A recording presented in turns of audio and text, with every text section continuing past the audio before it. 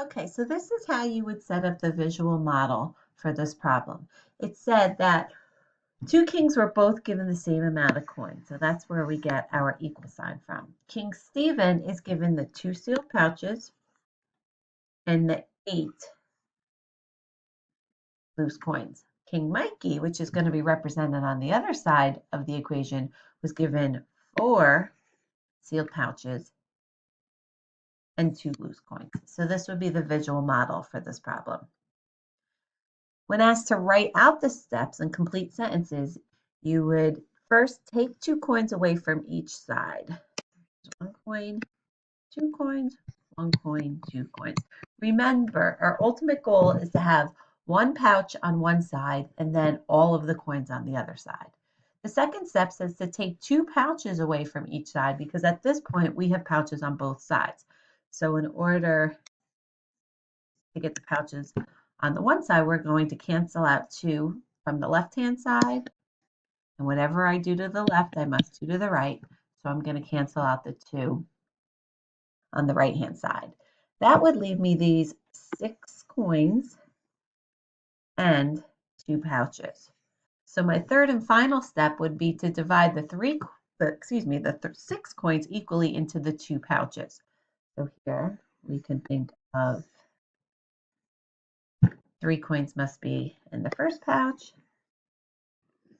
and 3 coins must be in the second pouch. So each pouch has 3 coins. This is how we would solve it visually with a model. So going back here onto the next slide, I showed you the visual model and the written steps. Now we're going to take the written steps and we're going to show how you would write an algebraic equation. Notice it defined our variable here and they told us to let C stand for the number of coins in a pouch. So if I go back to the visual model, I could say that there are 2 C's,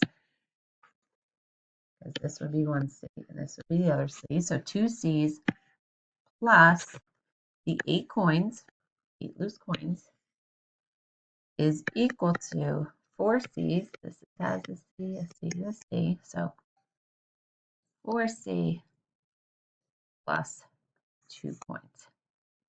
As we said in class, you can think of the coefficient as being the number of bags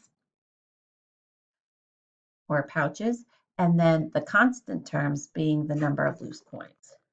Okay, so now how we would solve this, so this would be the equation, how we would solve it is we could kind of follow through our written steps. It says take 2 coins away from each side. So what we would do, that would be like subtracting 2 from both sides. Remember, whatever you do to one side, you have to do to the other side. So that canceled out those coins, leaving us with 2C plus 6 is equal to 4C. That's step 1. Step 2 says now to take 2 pouches away from each side. Take 2 pouches away, 2 pouches away. That's going to cancel that out, leaving me with my 6 coins and my 2 pouches. Step 3 in our written step says now I need to divide the 6 coins into 2 equal pouches. Divide 6 by 2, and you get that each pouch contains 3 coins. How do we check this to make sure that it's right? Well, I can go back and I can say 2 times 3, we're going to plug in 3 wherever I see a C, plus 8. Does that equal 4 times 3 plus 2? Now we're going to use order of operations. That would give me 6 plus 8 equals 12 plus 2. Is that right? Well, this simplifies to 14, so does this. So we can be confident that this checked out.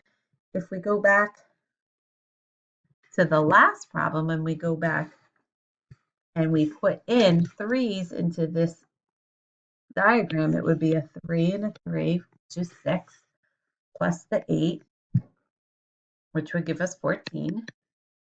This would be 3, 3, 3, and 3, which would be 12, plus the 2 would also be 14. It works.